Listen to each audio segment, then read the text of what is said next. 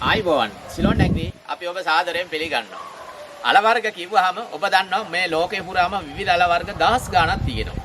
ඒකෙන් මඤ්ඤොක්ක අල බතල ඊට පස්සේ වැල් අල වර්ග, ගස්වල හැදෙන අල වර්ග, වැල් වල හැදෙන ගෙඩි වගේ අල වර්ග, ඒ වගේ අති විශාල ප්‍රමාණයක් අල වර්ග තියෙනවා. ඒ අතරින් විදේශ රටවල වගේම අපේ දේශයේ බතල වලට හිමිවන්නේ සුවිශේෂ මොකද පොඩි අයගෙන් ඉඳලා ලොකු එක්කෙනා දක්වා බතල කන්න කැමති. ඒ වගේම තමයි මේ බතල වල තියෙන ගුණාත්මක භාවය. බෝ නොවන රෝග වළක්වා ගන්න බතල ආහාරයට ගන්නවන මොකද වැඩිපුරම මේකේ කාබෝහයිඩ්‍රේට් තමයි තියෙන්නේ අපේ ශරීරයට අත්‍යවශ්‍යම දෙයක් කාබෝහයිඩ්‍රේට්. ඒ නිසා මේ බතල වල විශේෂයෙන්ම කාබෝහයිඩ්‍රේට් තමයි වැඩි වශයෙන්ම තියෙන්නේ. ඒ වගේම තවත් නොඑක් අවශ්‍ය දේවල් තියෙනවා. ඒ නිසා මේ බතල අතර සුවිශේෂ බතල වර්ගයක් අපි කතා කරා. ඔබ දන්නේ නැති දින 45න් ගන්න පුළුවන් බතල එකක් ගැන. තැඹිලි පාට චීන බතල විශේෂයක් ගැන අපි කරා දින 45න් ගලවන්න පුළුවන් කියලා. ඔන්න ඒ වාගේ අපේ ලංකාවට ආවේනික නොවන විදේශ රටවලින් ආපු බතල වර්ග තවත් ප්‍රමාණයක් තියෙනවා. අන්න ඒ අතරින් තව සුවිශේෂ බතල විශේෂයක් ගැන තමයි කතා කරන්න යන්නේ. මේක දින 90කින් අල ගන්න පුළුවන්. මේ බතල එකත් බඳුනක වගා කරන්න පුළුවන්. ඒ වගේම තමයි බිම ඉඩකඩ තියෙනවා නම් විශාල අල ප්‍රමාණයක් ලබා ගන්න පුළුවන් බිම හිටෙව්වත්. මේ බතල විශේෂයේ විශේෂත්වයක් තියෙන වර්ණය. වර්ණය මේක දම් පාටයි. කඩපුවාමලේ සම්පූර්ණ දම්පාටාලයක් තමයි තියෙන්නේ. ඒ වගේම තමයි ගුණාත්මක භාවය අදිනුත් ඉහළම ගුණාත්මක භාවයක් තියෙනවා මේ දම්පාට බතලවල. මේ දකින්න තියෙන්නේ අපි මාස දෙකමාරකට පමණ ඉස්සර බඳුනක හිටවලා තියෙන බතල වැලක්. මේක හිටවලා බතලවල විශේෂත්වයක් තියෙනවා. බඳුනක හිටවද්දී හරි බිම හිටවද්දී හරි මුල් මේ කිරි මුල් වලට ඇදලා යන්න දෙන්න එපා. ඒක උස්සලා ළඟට ගන්න ඕන. හිටවපු තැන විතරයි අපි අල ගන්න ඕන. එතකොට තමයි බතලවල ලොකු වෙන්නේ. නැත්නම් වැල දිගටම මුල් බිමට මුල් ඇද්දාගත්තත් ඊට පස්සේ මේ අල කුඩා වෙනවා. අර පොඩි පොඩි අල හැදෙනවා. ලොකු වෙන්නේ නැහැ අල. ඒ නිසා තමයි මේකට අපි මේ පොඩි ඉපලක් හිටවලා තියෙනවා. ඉපල හිටවලා වැල් ටික ඔක්කොම අපි උඩට ගන්නවා. මේකේ වැල් දෙකක් හිටවලා තියෙනවා. ඒ දෙක උඩලා මේකේ පටලවනවා. මේක බිමට දාන්නේ. ඒ බිමට දාන්නේ නැතුව ගියොත් තමයි මේකේ අල ඉක්මනින් අල එරෙන්නේ. ඒ නිසා බතල වැලක් හදද්දී අපි අර වායෝ වලින් එන මුල් සම්පූර්ණම අපි ඒක එකතු කර බිම හිටෙව්වත් අපි ඒකට ගුලිය වගේ හදා ගන්නවා. මෙන්න මේ වගේ හදා ගන්න ඕන. මේ වගේ මුල් එන්න දෙන්නේ නැහැ. මේකෙන් අපිට ගන්න පුළුවන් අතු කැබලි කපලා අපිට හිටව ගන්නත් පුළුවන්. ඒ නිසා මේක මාස දෙකමාරක් තුනක් යනකොට මේ බතල විශේෂයේ අල ගන්න පුළුවන්. අපි බලමු මේක දැන් ගලවලා අල තියෙනවද නැත්නම් අලේ මොන වර්ණය මොන වගේද කියලා අපි බලමු මේ බතල වැල ගලවලම. අපි පළමුවෙන්ම මෙන්න මේ බතල මේ අපි මේක දැන් ගලවලා ඉවත් කරන නිසා මේක අපි ඒ අල අතු ටික අපි කපලා මේකෙන් අයින් කරගමු. කපලා එක අපිට පළමුවෙන්ම පුළුවන් මේ අතු ටික අයින් කරගන්න. මේක අපි විසි කරන්නේ නැහැ. මේ අතු අපිට පුළුවන් නැවත බිම හරි නැත්නම් බඳුන් වල හිටවනවා මේ අග්ගිසි කෑලි ඔක්කොම පැල කරලා අපට පුළුවන් නැවත හිටවන්න. ඒ නිසා අපි මේක නැවත ප්‍රයෝජනයට ගන්න සඳහා අපි ඒක පැත්තකින් තියාගන්නවා. මේක ඔබට දකින්න පුළුවන් ඇති මේක අපි වැල බිමට යන්න දෙන්නේ නැතුව මේ පොඩි ඉපලක පටලවලා තියෙන්නේ. මේ වාගේ බතල බඳුනක හිටෙව්වත් බිම දිග යන්න දෙන්න එපා. ඒක උඩට පටලලා තියන්න මොනවා හරි අතු ඉපලක් හරි හිටවලා නැත්නම් ආච් එකක් වගේ හදලා හරි බතල වැල උඩට හරින්න ඕන. එතකොට තමයි හොඳ අල මේක ඉක්මනට බහින්නේ. අපි බලමු මේකේ අල තියෙනවද? ඒ අලවල වර්ණය මොකක්ද කියලා. මේක නම් තව ටික කාලයක් මේකේ තිබුණා නම් අල හොඳට ලොකු වෙනවා. මේක මාස 3ක් යන්න ඕන. දින 90ක් කියන්නේ. දින 90කින් මේකේ අල ලබා ගන්න පුළුවන්. අපි ඒ නිසා මේක බලමු. මේ වර්ණය තමයි අපිට ඉතාමත් වැදගත්. මේක රසවත් බතල එකක්. අපි බලමු මේකේ වර්ණ මොන වගේද බතල තියෙන්නේ හැදිලා කියලා.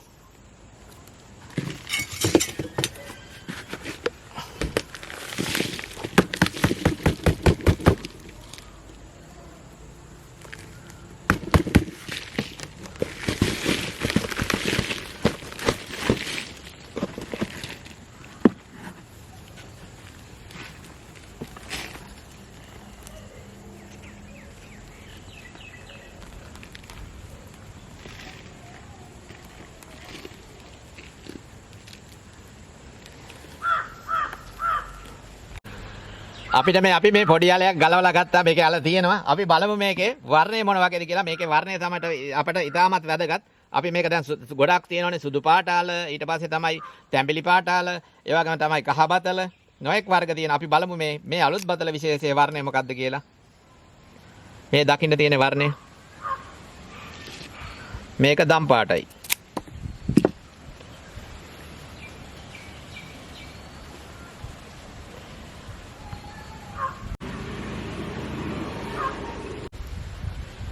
ඔබට බලා ගන්න පුළුවන් මේ වර්ණය දම් පාට තියෙනවා. ඒ වගේම තමයි මේකේ රස ගුණ දෙකම එක වගේ තියෙනවා. මොකද මේක අලුත් බතල විශේෂයක් නිසා. මේක අපි බලමු ඊළඟට. මේක අතුරු කිල්ලක් අපට පුළුවන් මේක පොඩි භාජනයක පොඩි නැත්නම් බෑග් එකක හිටවලා ඒ පැලේ පුළුවන් ටිකක් ලොකු කරලා අපට අතු බෝ කර ගන්න පුළුවන් ගොඩක්. විශේෂයෙන්ම එක බතල අලයක් හෝ නැත්නම් අතු කැබැල්ලක් ඇති බතල යායක්ම අපිට හදාගන්න. මොකද වැල යන්න වැල කපලා කෑලි කෑලි අපිට එක පුරුකක් යට කරලා එක පුරුකක් උඩට හිටෙව්වොත් පැලවෙනවා. ඒ නිසා බතල පහසුවෙන් බෝ කරගන්න පුළුවන්. අතු නැත්නම් අලයක් හරි වෙළඳපළෙන් ගෙනල්ලා ඒ අලේ භාගයක් උඩ තියෙන හිටන විදිහට. ඒ කියන්නේ දැන් මුල අලු බතල දළු දාන කොටස උඩට තියලා ඒක හතරෙන් තුනක් යට කරොත් එහෙම අර උඩ කොටසෙන් බතල දළු දානවා. අන්න ඒ කෑලි ටික කපලා අරගෙන අපිට නැවත පුළුවන් බගාවක් වශයෙන් ආරම්භ කරන්න. නිසා බතල අලත් වැදගත්. මොකද අල පැලවෙන නිසා. උදාහරණයක් විදිහට මෙන්න මේ වාගේ බතල අලයක් ඔබට හම්බ වෙනවා නම් ඔබට හිටවන්න ඕන මේකේ 3 කාලක් විතර යට ගිහිල්ලා භාගයක් උඩට එන්න. මෙන්න මේ විදිහට මේ ටික අපිට පුළුවන් උඩින් පොඩ්ඩක් වහලා මෙන්න මේ ටිකෙන් තමයි අලුතෙන් දළු වෙන්න ගන්නවා. ඒ දළු ටික කපලා අපිට පුළුවන් වෙනම බතල වගාවක් වශයෙන් කරගන්න. ඒ වගේම බතල දඬු කැබැල්ලක් පැල කරගන්න පුළුවන්. මේ තියෙන්නේ උඩ කියන්නේ කරටියක්. මෙන්න මේ වගේ කෑල්ලක් අපිට පුළුවන් කොලයක් ඕන නම් ඉවත් කරගන්න. ඉවත් නොකරත් පැලෙනවා. අපිට ඊට පස්සේ පුළුවන් මතු පිටපස් කොටස් එකක් සහ කාබනික බෝර කොටස් භාගයක් හොඳට කලවම් කරලා මේ වගේ උරයකට පුරව ගන්න පස් එක පුරවලා අපිට පුළුවන් කෝටු කෑල්ලකින් මෙහෙම ඇනලා මේකේ කිසිම හෝමෝන වර්ගයක් ගන්න අවශ්‍ය නැහැ. මේක පහසුවෙන්ම පැලවෙනවා. ඊට පස්සේ මෙන්න මේ කෑල්ල අඟලක් එකමාර විතර යටට තියලා අපිට හොඳින් තද කරලා මේකට වතුර සුවල්පයක් දාන්න. දාලා හෙවණකින් තියන්න අවුවේ තියන්න නැතුව මේක සතියක් විතර යනකොට මේක දළු දාලා පැලවෙනවා. සතියකින් වාගේ බතල දඬු මුල් දාලා හොඳට පැලවෙනවා. ඊට පස්සේ පුළුවන් බඳුනක හරි ඔබේ ගෙවත්තේ බිම හිටවනවා නම් ඒ ඉඩක් තියෙන තැනක් තියෙනවා නම් අන්න ඒ ඉඩ තියෙන තැනක හිටව ගන්න. ඉස්සරලා ඔබට දකින්න ලැබුණේ දල්ල සහිත කරටි කෑල්ලක් හිටුණා. මේ තියෙන්නේ පුරුක් දෙකක කෑල්ලක්. මෙන්න මේ පුරුක් දෙකක් තියෙන කෑල්ලකින් අපට පුළුවන් මෙන්න මේ පත්‍රය ටිකක් ඉවත් කරලා මෙන්න මේ හරිය මේ පුරුකට පොඩ්ඩක් පහලින් මේක කපලා මේ කොලේ පමණක් උඩට තියෙන්න මෙන්න මේකේ අපට පුළුවන් හිටවන්න.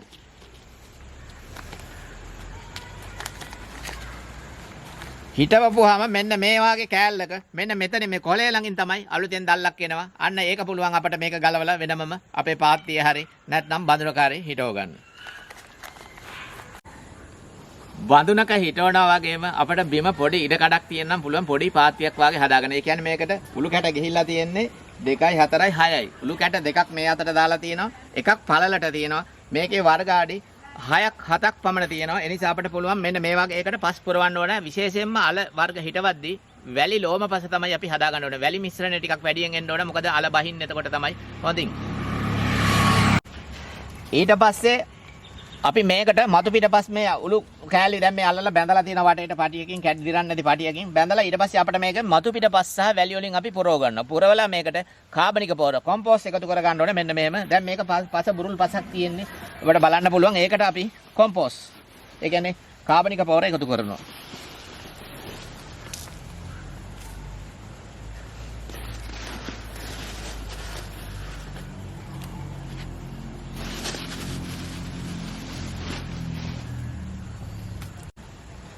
කාබනික පොර එකතු කරලා අපි මේක නැවත පස බුරුල් කරන්න ඕනේ. මේ කොම්පෝස්ට් පොර ටික කලවම් වෙන්න මෙහෙම.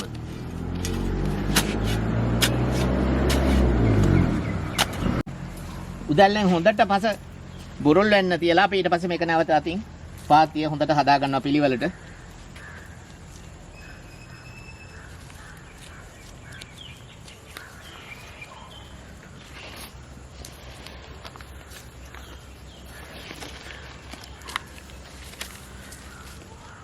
මේක පිළිවෙලට හදලා අපිට මේ තියෙන්නේ අපි බෑග් වල පැල කරගත්ත වතල දඬු. මේ එකක අපි පැල දෙක ගන්න හිටවලා තියෙනවා. මේක ඊට පස්සේ අපිට පුළුවන් මේක උඩ තියලා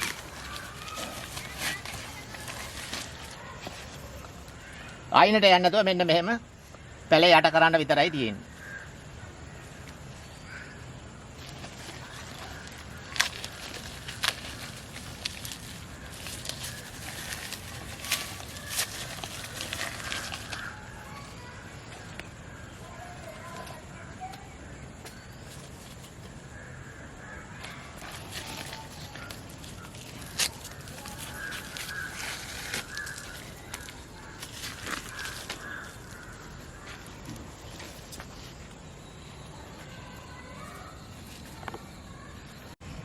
දැන් අපි දැන් මේක හිටවල අවසానයි. මේකේ දඬු දිගට ගිය ඒවා තියෙනවා. මෙන්න මේ වගේ දිග දළු කෑලි අපිට පුළුවන් ඒකත් මෙහෙමම කඩලා මේකෙම ඉඩ තියෙන තැනකින් හිටව ගන්න පුළුවන්. මොකද මේ අතු කැබලි තමයි අපි හිටවන්නේ. මොකද බතල මැරෙන්නේ නැහැ. අපිට ඒක නිසා පොඩි පොඩි දඬු කෑලිත් හිටව ගන්න පුළුවන්. හිටවලා ඉවරලා අපිට පුළුවන් මේකට හොඳින් ජලය එකතු කරන්න. ඒ වගේම තමයි බතල වලට සූර්යාලෝකයේ තියෙන්නත් ඕන. ඉර එළිය තියෙනවා නම් තමයි බතල හොඳට එන්නේ. මොකද හල බහින්න සූර්යාලෝකය අවශ්‍යමයි බතලව. ඒ වගේම තමයි අපි මේ හිටවපු විදියට ඕනම බතල වර්ගයක් හිටව ගන්න පුළුවන් බඳුනක. නැත්නම් අපේ බිම පොඩි ඉඩකඩක් තියෙනවා නම් ඔබට පුළුවන් ඒ පොඩි ඉඩකඩ උළු කැට ටිකක් හරි ගඩොල් කෑලි ටිකක් හරි වෙන් කරගෙන පස බුරුලට තමයි ඕන. ඒ වගේම තමයි අත්‍යවශ්‍ය සූර්යාලෝකය. මොකද හිරු එළිය හොඳින් තියෙනවා නම් ඒ හිරු එළිය තමයි ආහාර හිරු එළියෙන් තමයි බතල වල ආහාර නිෂ්පාදනය කරගෙන එයාට ජීවත් වෙන්න මේ මුල් වල තමයි අල තැම්පත් කරගන්න. ඒ නිසා තමයි අපිට බතල අලයක් වගේ දකින්න හම්බෙන්නේ. අන්න ඒක ඊටමත් ප්‍රයෝජනවත්. මොකද ඔබටත් පුළුවන් එහෙනම් ඔබේ ගෙවත්ත ඒ කියන්නේ ස්වයං පෝෂිත අතින් වැඩි කරගන්න නම් ඒ බතල වැලකුත් දෙකකුත් තියෙන්න ඕන. මේ වගේ වර්ණත් එකතු කරගන්න ඕන. එතකොට විවිධත්වයක් තියෙනවා. ඒ නිසා ඔබටත් ආහාර රුචිකත්වය වැඩි වෙනවා. මොකද බතල හැමදාම සුදු පාටට කනවට වැඩිය දම් පාට ඒ වගේම තමයි තැඹිලි පාට වගේ තියෙනවා නම් බතල වල අර තියෙන විශේෂත්වය නිසාම ආහාර රුචිකත්වය වැඩි වෙනවා. එතකොට පුළුවන් අපට බතලත් නිතරම ආහාරයට ගන්න. මොකද වස විසෙන් තොරව අපේ ගෙවත්තේ පුළුවන් මේ වගේ අල බතල වවන්න. කාබනික පොර පමණයි මේකට යොදන්න ඕන. වැලි මතු පිට බස් කාබනික පොර කොම්පෝස්ට් ගොම ඒ වගේ දේවල් විතරයි මේකට යොදන්නේ. එහෙම වුණොත් අපට පුළුවන් විශ්වාසයෙන්ම අපේ ගෙවත්තෙන් බතලලයක් හාරගෙන අපේ ආහාර වේලක් අපට ගෙවා ගන්න ඉතාමත් වටිනවා. එසේනම් සිලෝන් නැග්‍රි අපගේ Facebook සංසන්දනයේ එකතු වෙන්න ආරාධනා කරන ගමන්ම සිලෝන් නැග්‍රි අපගේ channel එක ඔබ මේ වෙනතුරු subscribe කර නැත්නම් subscribe කරන්න. ඒ වගේම තමයි bell icon එක click කරොත් ඔබට පුළුවන් අපි දමන අඟනා වීඩියෝ ඒ සැනින්ම නරඹන්න. ඔබට සුබ දවසක්.